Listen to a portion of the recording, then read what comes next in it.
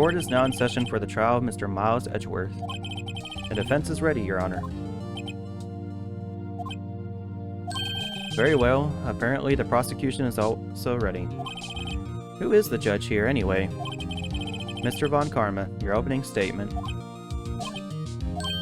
Very well. So no opening statements.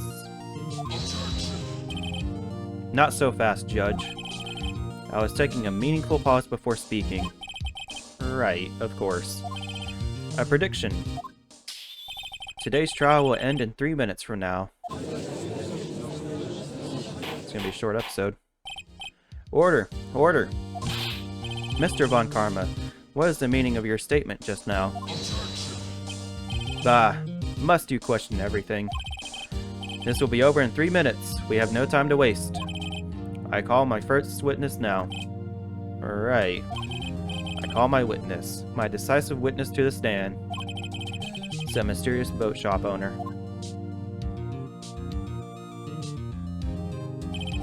Witness, state your profession.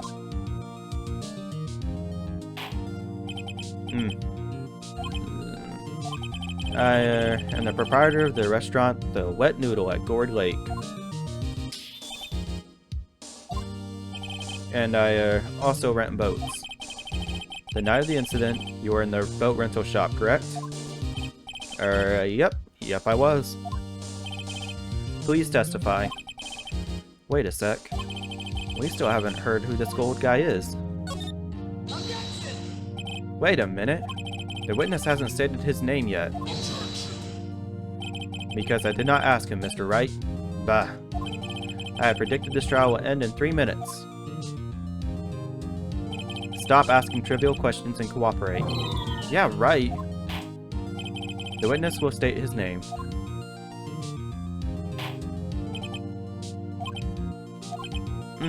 Well, not really sure. Yep. What do you mean? My, memory. Your Honor, the witness does not remember anything beyond the last several years. Ergo, he cannot recall his own name. He can't recall, you say? Yes, but the incident in question took place 3 days ago. He can testify. Very well. Let's hear his testimony then, shall we? Witness?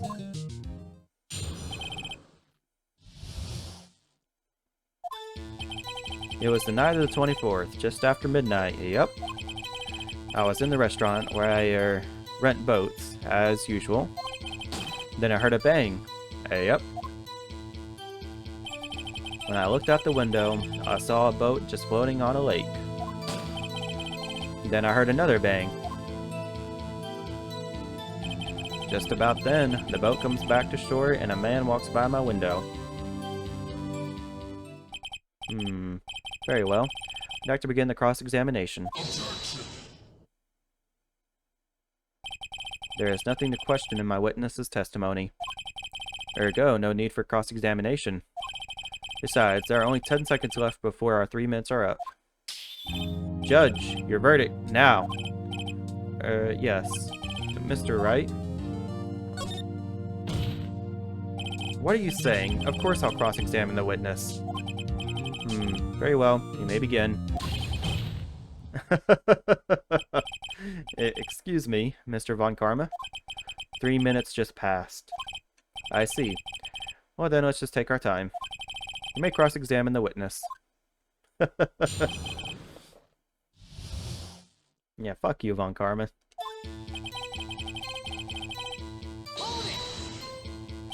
Just after midnight, you say? Yep, just around then. Are you sure?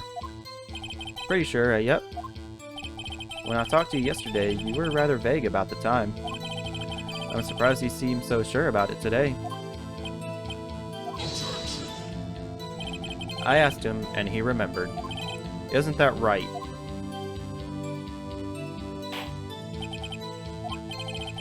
Don't glare at me like that. I remembered it clearly, I did. Yep. You see? Continue.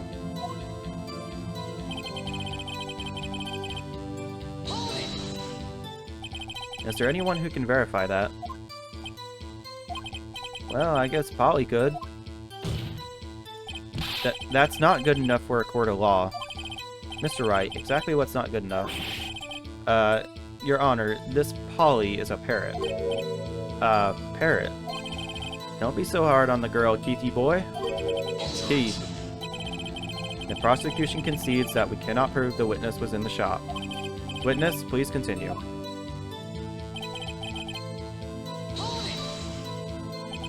And where did the bang seem to come from? From the lake, I figure. Are you certain? Yep. Good. Continue.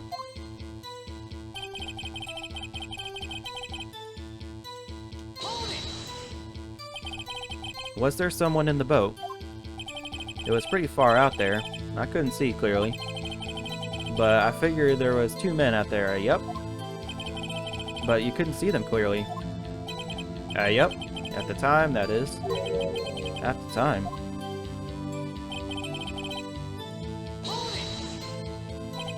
So you heard 2 gunshots in total? Yep. That's what Lotta said in her testimony yesterday.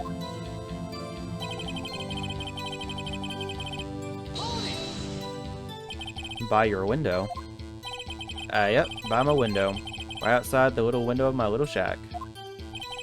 And could you see the man's face? Well, the fog was pretty darn thick, but he was right there in front of me. I saw him. This is a rather important detail. Please add it to your testimony. Tisk, tisk, tisk. I have a bad feeling about this.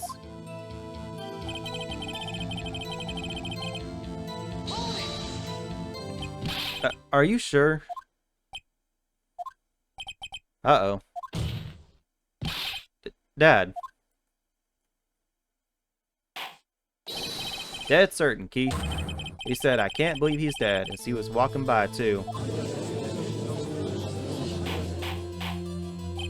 Witness, are you sure that the person you saw was Miles Edgeworth? It was him, that Edgeworth boy.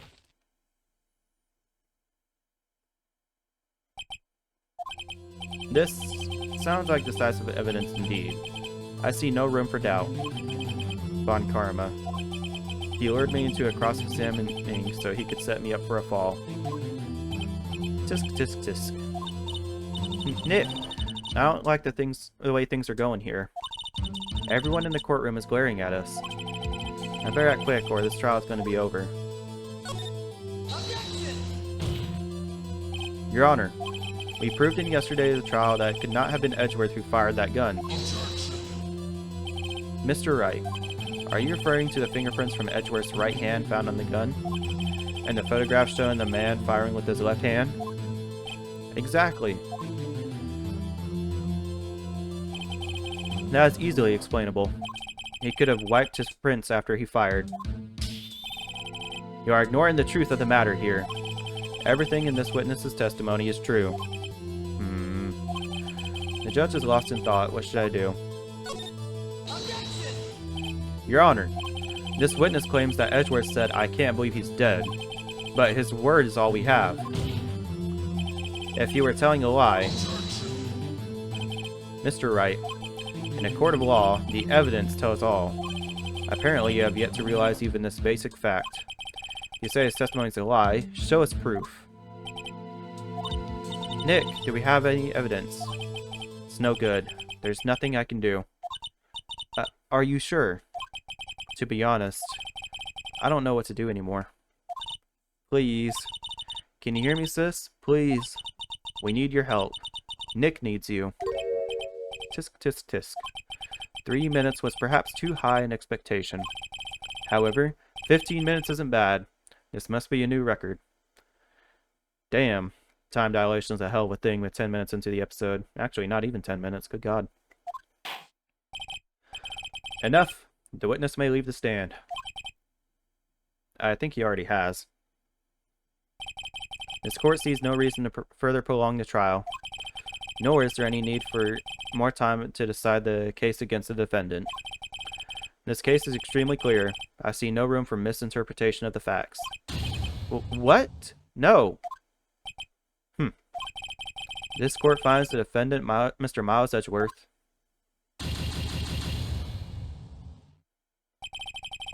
The accused will surrender to the court immediately, to be held pending trial at a higher court within a month from today's date.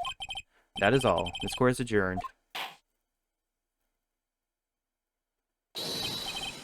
Wait! Who was that just now? Me! Huh? What? Oh, Larry! What are you doing here? Listen, you gotta listen to me. I was...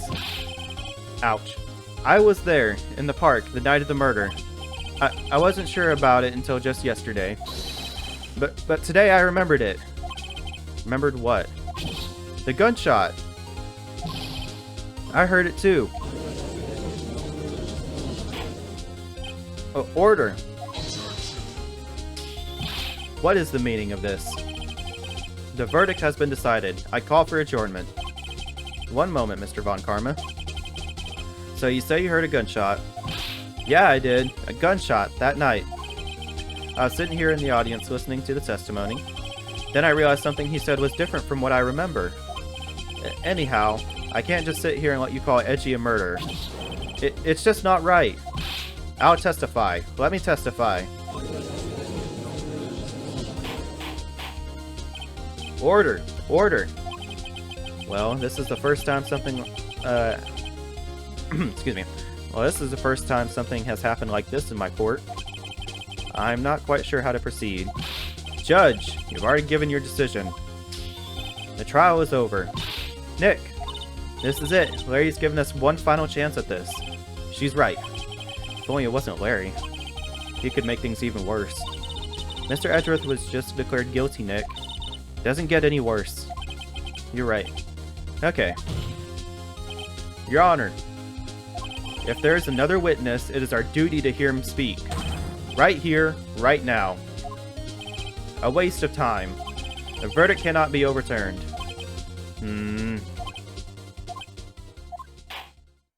Allow me to speak my opinion.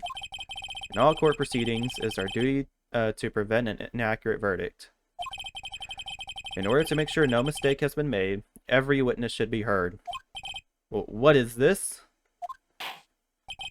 I withdraw my previous verdict of guilty. Whew. Mr. Von Karma, I order you to call this new witness to testify. Now. What? The court will adjourn for a 5-minute recess. After that, we will hear this new witness. Court is adjourned.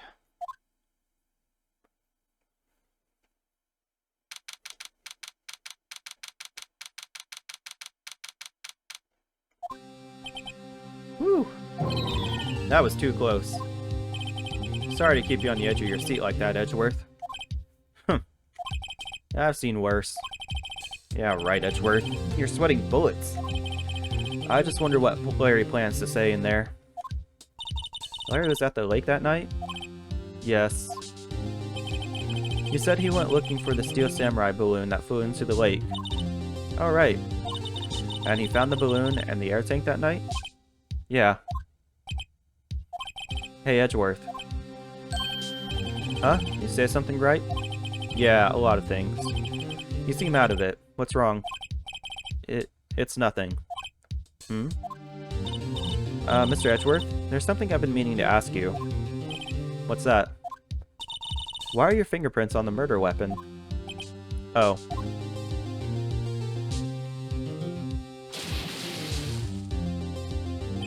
When he fell into the lake, I went into a daze. I couldn't understand what had happened. I couldn't think straight.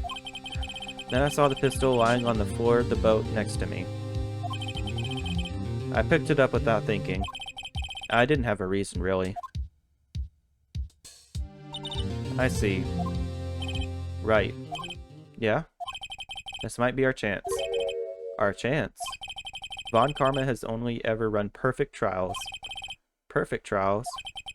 Perfectly prepared witnesses, perfectly complete evidence.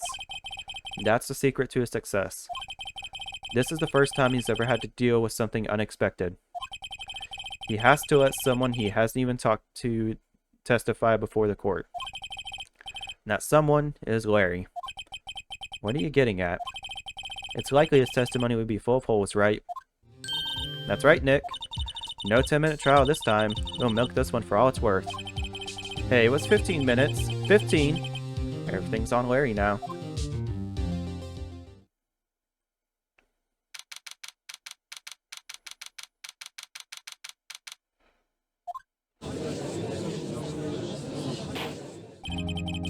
Court is now back in session. Witness, please testify to the court about everything that you saw on the night of December 24th. Right, leave it to me. Please, Larry, don't mess this one up. I hate to admit it, but you are our last chance.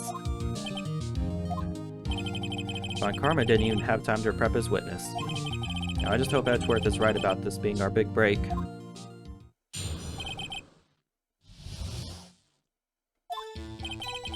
That night, I was out in a boat on the lake. I was looking for something and I found it. So I quietly slipped the boat back at the rental shop dock. Then, just as I was thinking about going home, I heard this bang. I looked out over the lake, but I didn't see a boat. So after I heard that single gunshot, I went home. That was unusually vague testimony, even for this court. In any case, Mr. Wright, you may begin your cross-examination. Yes, Your Honor. What's wrong, Nick? It's Larry. I have no idea what he's going to say if I press him. I'm a little scared. Well, we've come this far. There's no way to go but forward, Nick.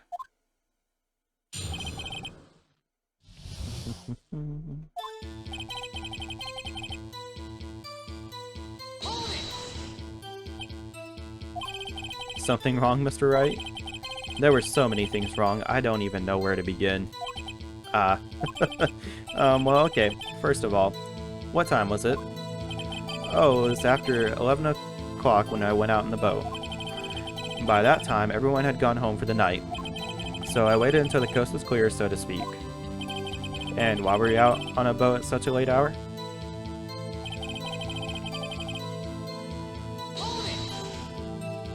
Looking for something? Yeah. Mr. Butts, what was it you were looking for? What the witness was searching for is irrelevant. Most likely he was hunting for this Gordy. That's surprisingly close to the truth, in a sense. This is all irrelevant. Let's get it over with.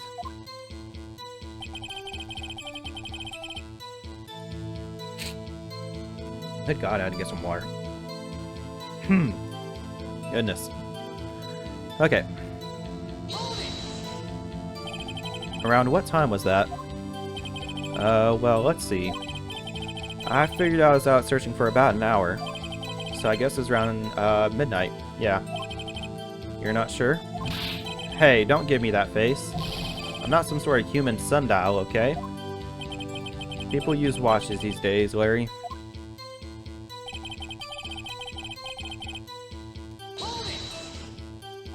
Where did the sound come from? Yeah, well, I wasn't too sure about that. I looked around, you know. Did you look at the lake?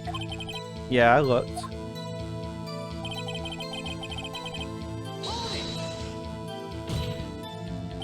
Wasn't there a boat on the lake? Order! Order! Well, Mr. Butts? Whoa, whoa. Everybody just calm down, okay? I mean, it was real foggy that night. I'm not sure whether there's a boat out there or not. Oh, okay. No problem. That's just the most important part of this case. Huh.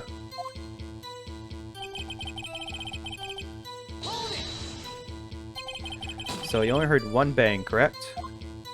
Yeah. Huh. Well, Nick? It was pretty wishy-washy testimony, wasn't it? I guess I should just start working on the contradictions. Sorry. I wish I could be more helpful. Wish I could call my sister. Okay.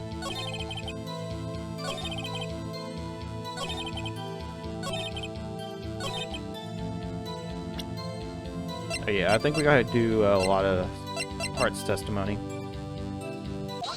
There we go. Oh, wait a sec, Larry.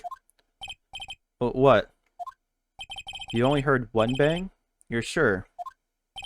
That's what I said.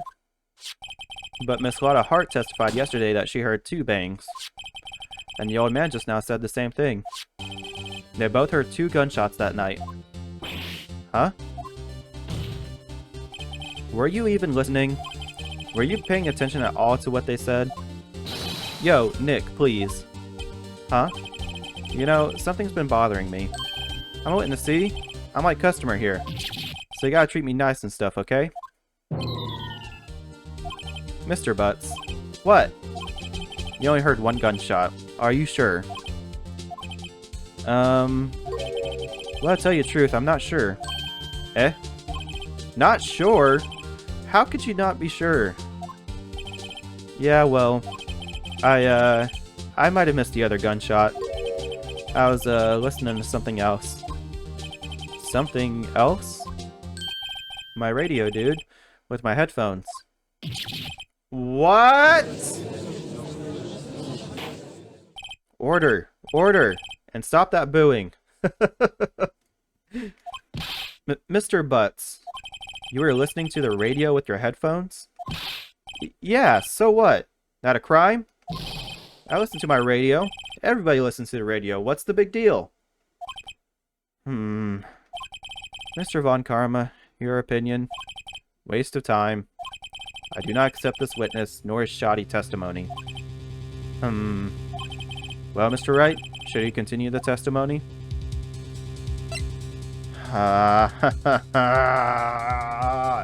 If he doesn't, we have nothing else to go on.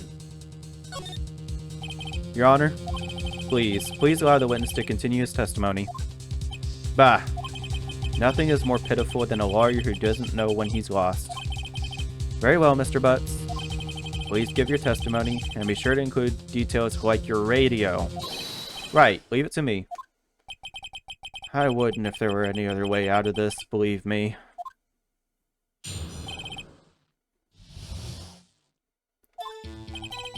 It's lonely being alone on Christmas Eve. That's why I was listening to an all-request show on the radio, see? I was listening to it real booming loud, like. But I'm sure I heard that gunshot. I remember exactly what the DJ was saying when I heard it, too. You were listening to your radio at a high volume? Yeah, what's the big problem? Can't a man listen to his radio in peace? Isn't this a free country? I truly believe Larry has no idea what the problem here is. Judge, can you believe a word this witness says? What he heard was probably nothing more than a drum beat from the radio. True enough, it is difficult to believe this testimony. Wait, Your Honor. The witness said he remembers exactly what the DJ said when he heard the gunshot. Excuse me? DJ? An announcer. The guy who says things on the radio. Anyway, what this means is, when he heard the sound, no music was playing. The DJ only talks in between songs, so he could have heard the gunshot from the lake. I'd like to cross-examine the witness, Your Honor. Very well, Mr. Wright. I can't believe I'm continuing this charade.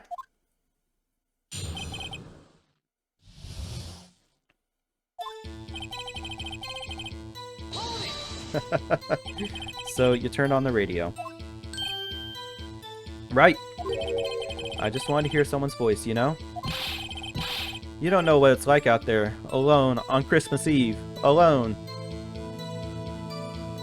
I salute you, my man. I understand, too. It's rough out there. I shouldn't have said anything. Also, I'm pretty sure Phoenix understands, too. But whatever. That's why I was listening to an all-request... Oh, yeah. Why am I reading that? Do you by any chance remember the name of the program you were listening to? Yeah, come on, Phoenix. This has nothing to do with the case, Your Honor. Objection sustained. The witness was listening to the radio. That's all we need to know. How was that?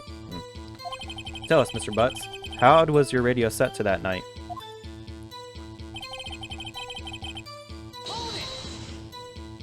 Real booming loud? Yeah, you know. And you had headphones on. Yep.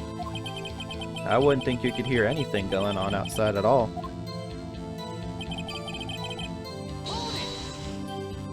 Can you prove that? No, of course you can't. Nah, I can't prove it. But I remember that moment real clear. I mean, while I was talking about it, it came back to me. It came back real clear to me, you know?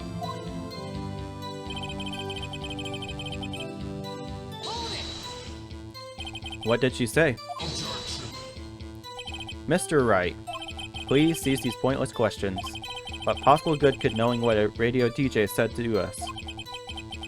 Indeed, Mr. Von Karma has a point.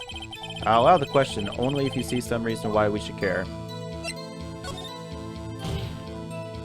We should care, Your Honor. Of course we should. Why? Well, how do you know if we don't ask him? Fine, very well. Mr. Butts, please testify to the court.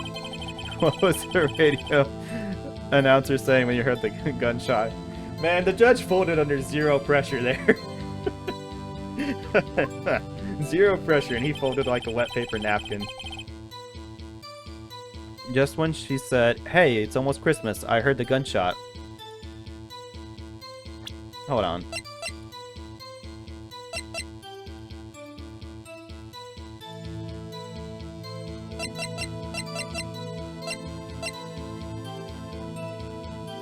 So... yeah, okay, yeah. I wasn't sure which one we present first. Larry, are you absolutely sure what you're saying is correct? Huh? What's with the face? You look scary, dude. Hey, if you're trying to scare me, you better know that I don't scare that easily. Is something the matter, Mr. Wright?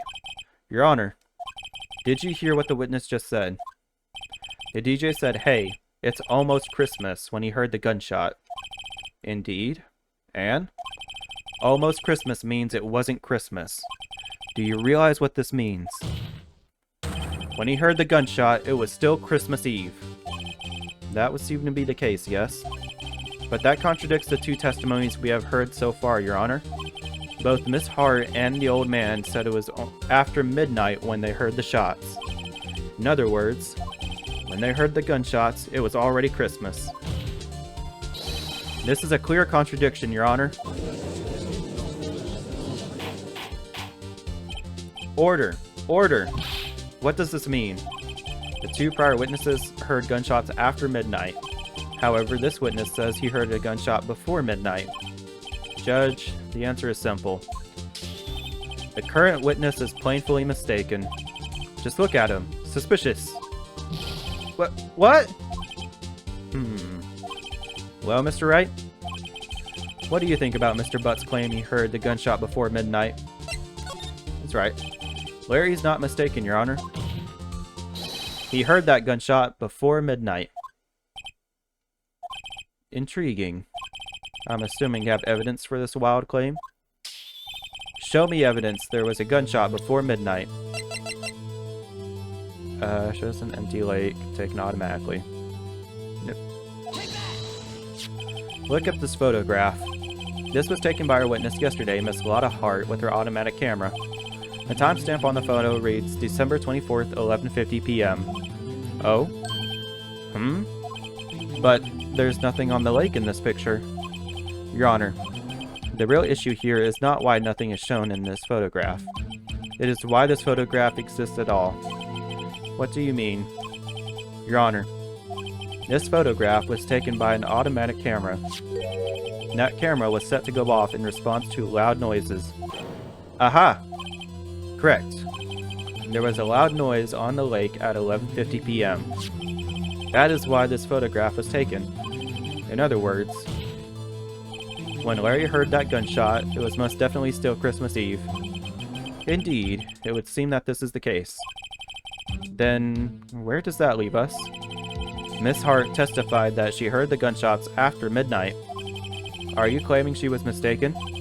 Not at all, Your Honor. It is a fact that the camera also triggered at 15 minutes after midnight.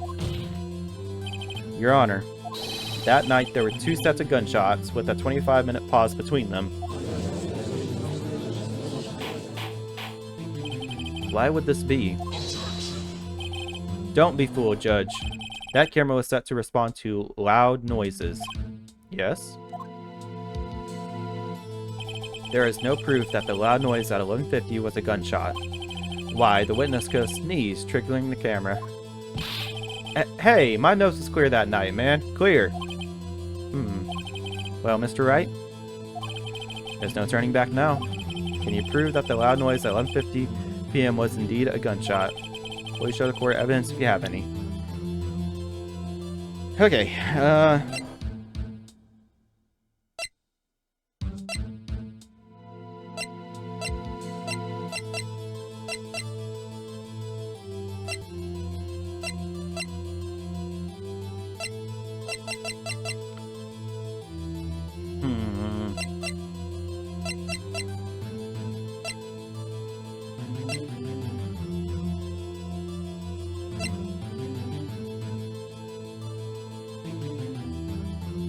what is the right one here?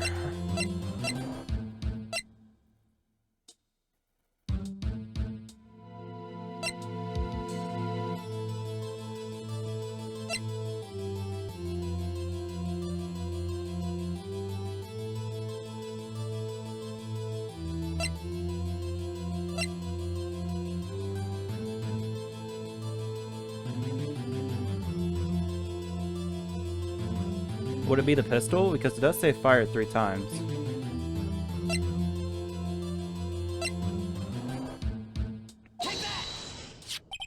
This is my evidence. The murder weapon? Something about this pistol was bothering me, Your Honor. Both of the witnesses who testified yesterday heard 2 gunshots. However, the murder weapon was fired 3 times. When, then, was the last shot fired? Only now have I realized the truth. That the 3rd shot was the shot Larry heard just before midnight. Order! Order! That would make sense of the evidence we've seen so far. However, this leaves me wondering what exactly did happen on the lake that night. Exactly. If this is true, there are 2 sets of gunshots separated by 25 minutes. One at 11:50, another at 15 minutes after midnight. Why, I ask you, why? Uh-oh, better think of something quick. Wait a second. Gunshots separated by 25 minutes. What's wrong, Nick? I have it! I have it! Huh? Remember the case with the Steel Samurai? Huh? Yeah, of course, I remember. The murderer in this case had the same idea as the murderer in that case. What do you mean? Maya. Yes? If we don't figure this out now, we'll never overturn Edgeworth's guilty verdict. I've got a hunch, and I'm gonna run with it. Right. I mean, is this safe? Safe? We've already gotten a guilty verdict. We have nothing to lose. You just watch and let me know if I say anything that sounds fishy, okay? Right, Nick. Your Honor. Yes, Mr. Wright? The testimony just now has cleared up this entire case. What do you mean, Mr. Wright? Yeah. I guess I never looked at this.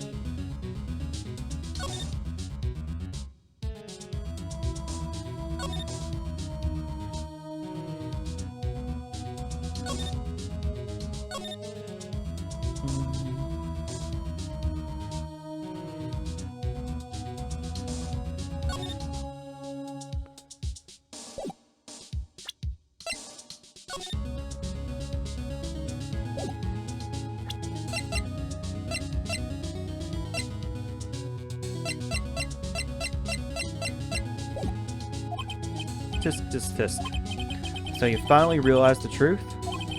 There can be no other murderer here than Miles Edgeworth himself. Wrong, Von Karma. A man was shot that night, but it wasn't Edgeworth who did the shooting. Listen, rookie. Take a deep breath and consider the facts. At the time of the murder, 1 boat was on the lake. This was shown by the witness's photograph. The defendant, Edgeworth, and the victim, Robert Hammond, were on that boat.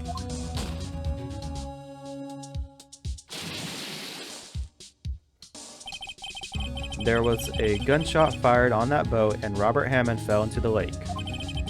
The distance of the shooting was 1 meter. It couldn't have been suicide. Well? The guilty party has to be the other man on the boat. I admit it's hard to imagine any other possibility. Yes, but this assumes that the victim was shot at 15 minutes after midnight. What do you mean by that, Mr. Wright? We have photographic evidence of the time of the shooting. The timestamp on the photo says 15 after. But Larry heard a gunshot 25 minutes before that. Robert Hammond was killed then, 25 minutes before the shot on the lake. That's the only way Edgeworth could be innocent. Mr. Wright, are you quite mad? Explain who the two men on the boat are. Well, following that logic, it would have to be Edgeworth and the murderer.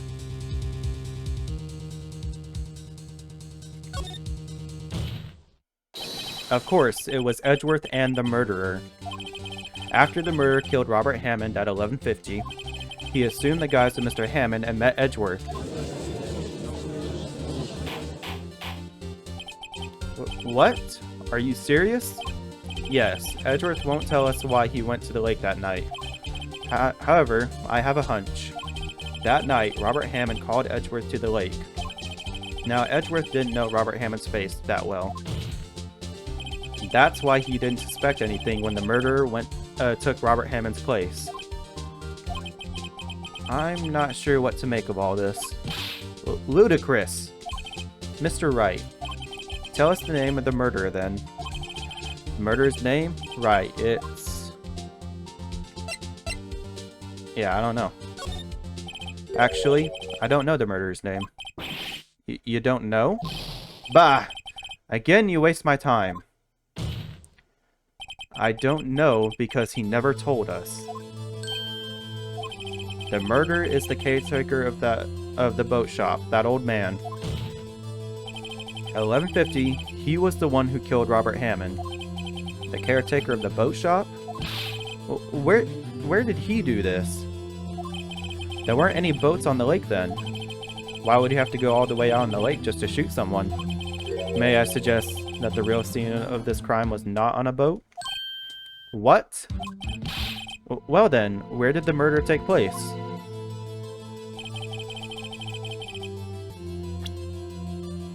I mean, it would have to take place in the caretaker.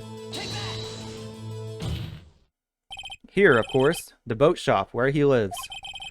That way he could meet with the victim without anyone seeing. Do you have proof that the boat shop was the scene of the crime? Recall Larry's testimony, if you will.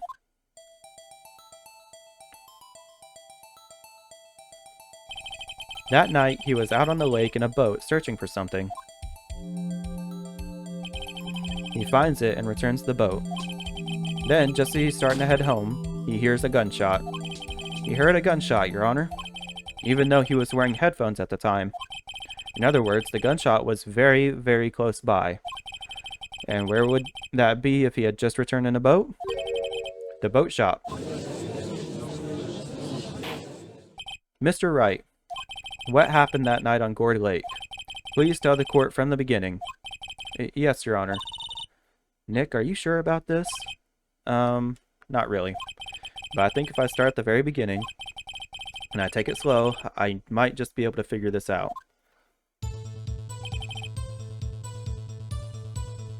Alright, gotta get a bunch of water in. Whew, lock in, people, lock in!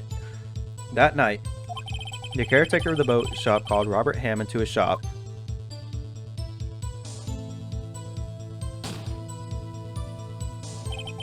This was around 11:50. That was when the gunshot that Larry heard was fired.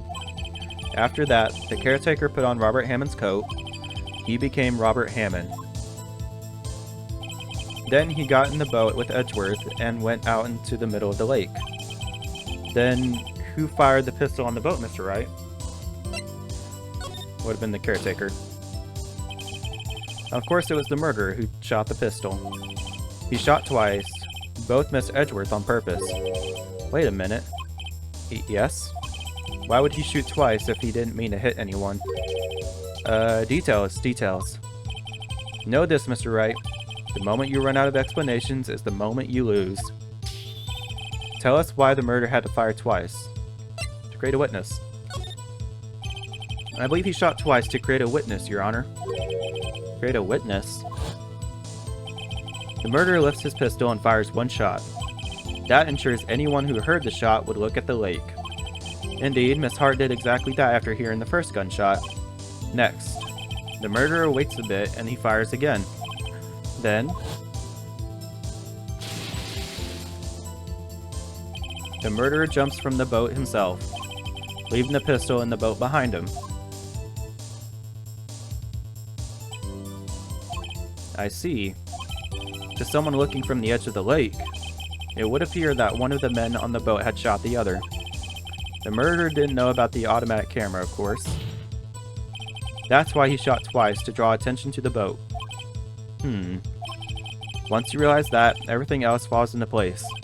The boat shop caretaker swam back to his shop.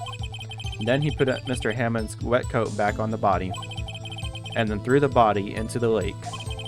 This is what happened, Your Honor. These are the events that transpired that night on Gourd Lake.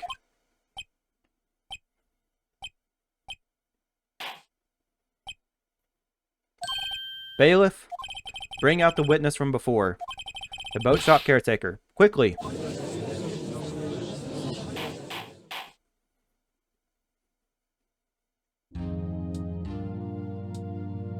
Very well. While we are waiting for the caretaker, I would like to ask the defendant, Miles Edgeworth, a few questions. Mr. Edgeworth, please take the stand. Mr. Edgeworth, you heard what the defense has said? Yes. Well, why did you go to the lake that night? What Wright has said was mostly correct. Astonishingly so, actually. Yes. Several days ago, I received a letter. The letter was signed from Robert Hammond. He asked me to come to the boat shop by the lake at midnight on Christmas Eve. He said he had something very important to discuss with me. Something important? I'm sorry, I can't say what it was. Your Honor, sir. Bailiff, we are conducting a trial here. I ask that you remain quiet. The witness has disappeared. He isn't at the boat shop either. What? What should I do? Find him, quickly. We cannot allow him to get away.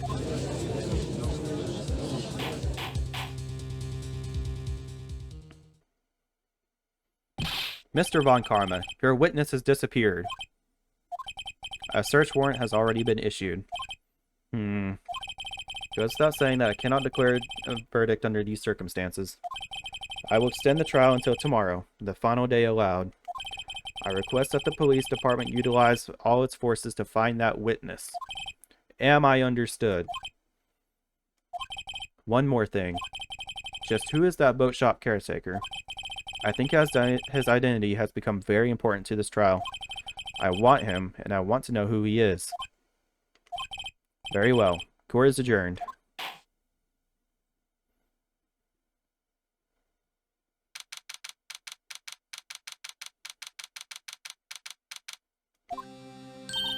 Yay, Nick, you did it! Yeah. Well, at least we got out from under that guilty verdict. Excuse me. And what about Larry? That was something else. Even Von Karma didn't know what to do with his testimony. Larry really helped us out. Sure, once I sifted through his unique testimony. Still, he did save us. I just wish our cases weren't so down to the wire all the time. I know what you mean. Sometimes I feel like it's us on trial instead of our clients. Hey, Edgeworth. Mr. Edgeworth? Did you say something? You don't look so pained. I mean, it looks like you're probably going to get off the hook. You could try to smile just a little. Relax. I'm sorry, but I fear it's not over for me yet. What do you mean? Right. There's something that's been troubling me for a long time now, and I don't know whether or not to tell you. Edgeworth? No, there's so little time left. I want to tell you to get it off my chest, but... I can't make up my mind. What is this about, Edgeworth? It's a nightmare I've had. A memory of a crime that I committed. A crime you committed. A memory of a murder.